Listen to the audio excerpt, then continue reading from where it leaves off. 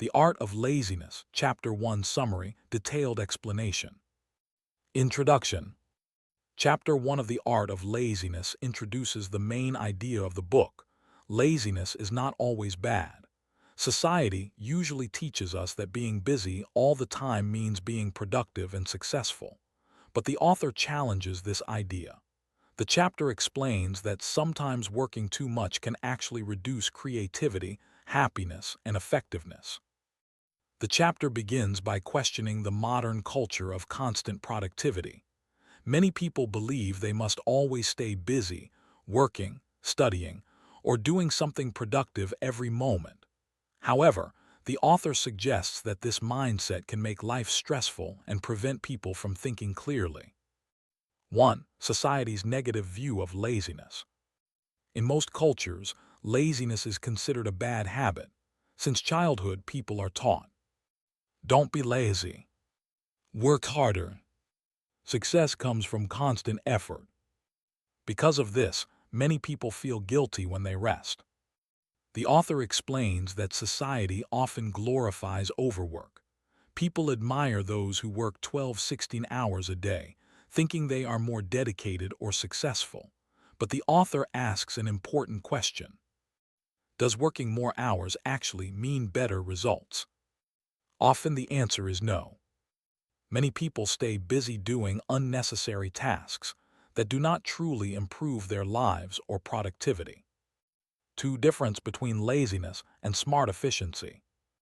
One of the most important ideas in Chapter 1 is that laziness can sometimes lead to smarter work. Instead of constantly working hard, a lazy person may try to find faster ways to complete tasks, simpler solutions, more efficient systems. This type of thinking often leads to innovation and creativity. For example, a person who dislikes repetitive work may create a shortcut or automation to finish the task quickly. So what looks like laziness may actually be intelligent problem solving. 3. Rest is important for the brain. The chapter also explains that rest and relaxation are essential for mental health. When people work continuously without breaks, their creativity decreases, stress increases, productivity becomes lower, decision-making becomes weaker. However, when the brain gets time to rest, it becomes more creative and focused.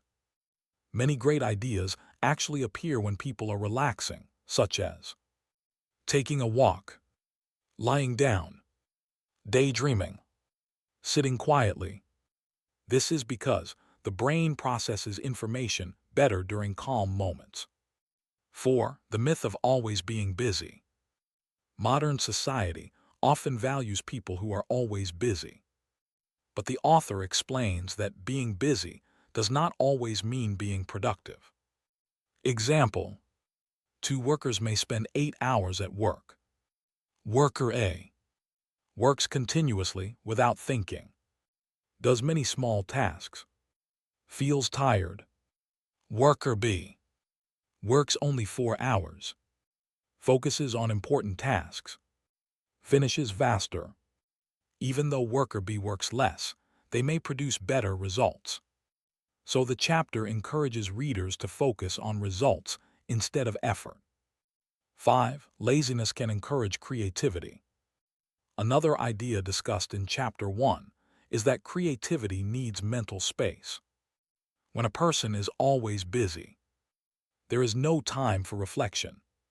The mind cannot explore new ideas. Thinking becomes mechanical. But when someone relaxes, the mind becomes open. New ideas appear. Creative thinking improves. This is why many artists, writers, and inventors spend time daydreaming or doing nothing. Doing nothing is sometimes the best way to think.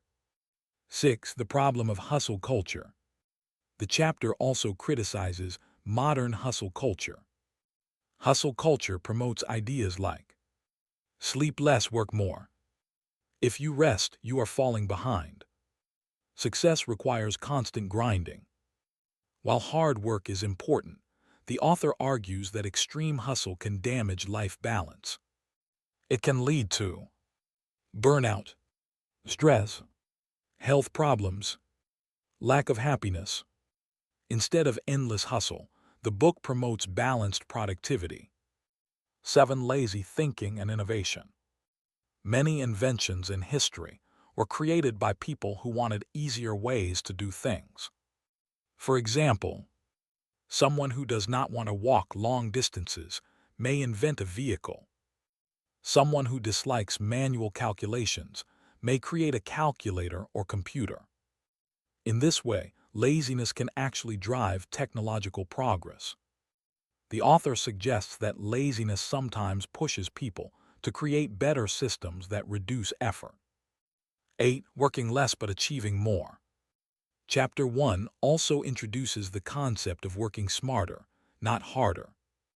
This means, instead of doing more work, focus on the most important tasks, the most effective methods, eliminating unnecessary effort. The author explains that 20% of work often produces 80% of results. This idea encourages readers to identify high-impact tasks, low-value activities, then reduce the low-value tasks.